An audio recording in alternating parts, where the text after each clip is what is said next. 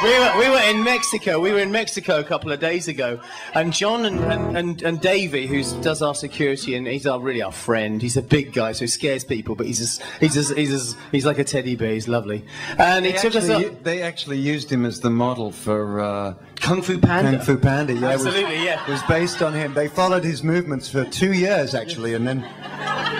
Yeah, anyway, these two guys, they went. We were in Mexico City, or was it Guadalajara? Guadalajara. We were in Guadalajara the other day, and they snuck out of the hotel very, very surreptitiously, and went off. And the next thing I saw them both coming back wearing these huge, great sombreros.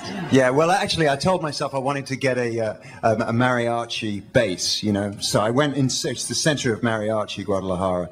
So we went on this search, this musical instrument search, you know, because I'm a musician. And what I really wanted was a hat.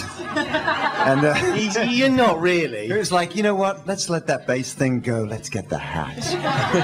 And that's what, you know. Yeah, good-looking guy. Don't kid yourself through your musician, mate. Yeah. Actually, Dom pointed out when he saw the hat. Dom said, you know, it's a fine line being cool, isn't it? What do you think of the hat, Dom? I love the hat. I wish I'd gone with you, John. How much did he pay you to say that?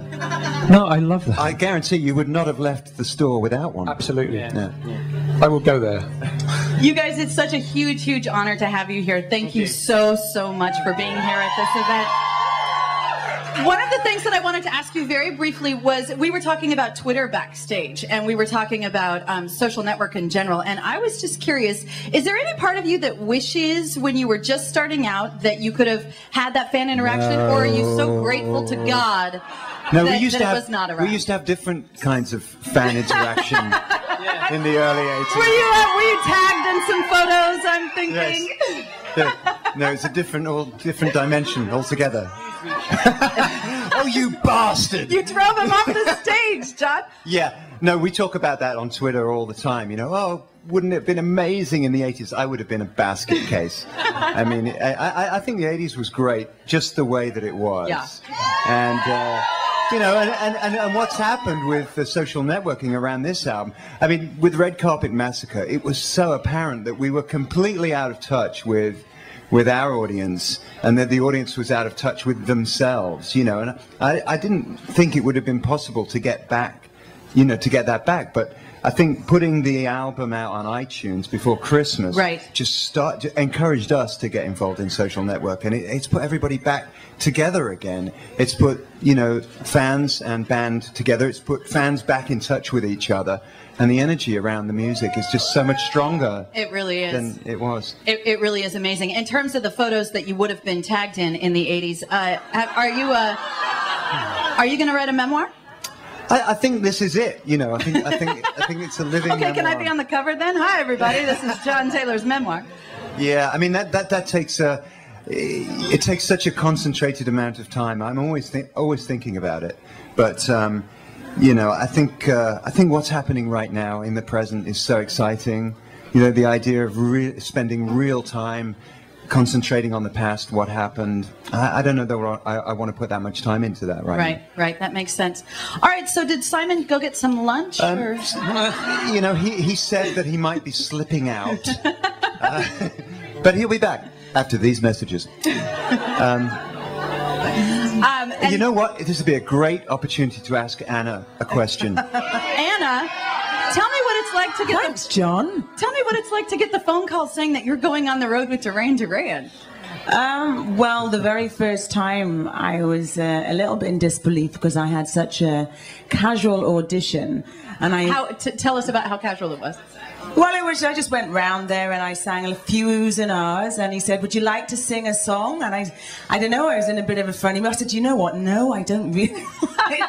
So I left thinking that I thought, oh, well, it was nice to meet Simon Le Bon, but that'll be the end of that. And so it was a really great surprise when I did actually get the gig. It was good. Actually, no, listening to Anna now. This is what happens when you go out. It means I have to even...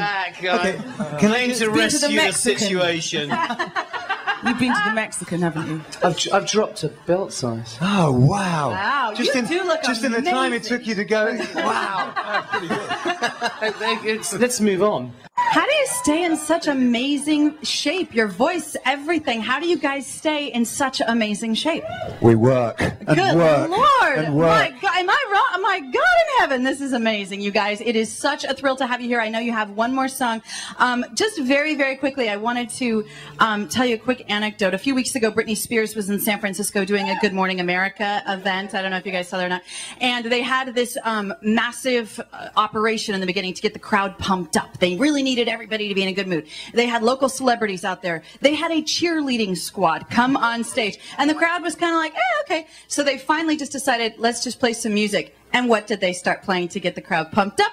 Girls on Film. All right. And that was what got everybody That going. is a great story. Literally. I love that. Literally, the cheerleaders. I love that. I love that. The cheerleaders didn't do it, but Girls on Film got everybody going. So That's fantastic.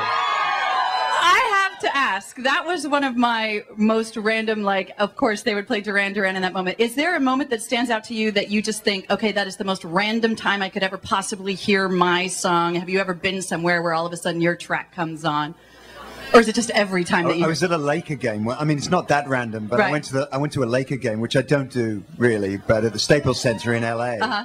And the Notorious remix came on. That was fucking awesome. I have to say. That was... Did you dance, or were you like, oh, I can't dance to my own song? Did you bob your head? I don't remember what I did. The glow of pride took over. A glow of pride. We all have a glow right now, let me tell you.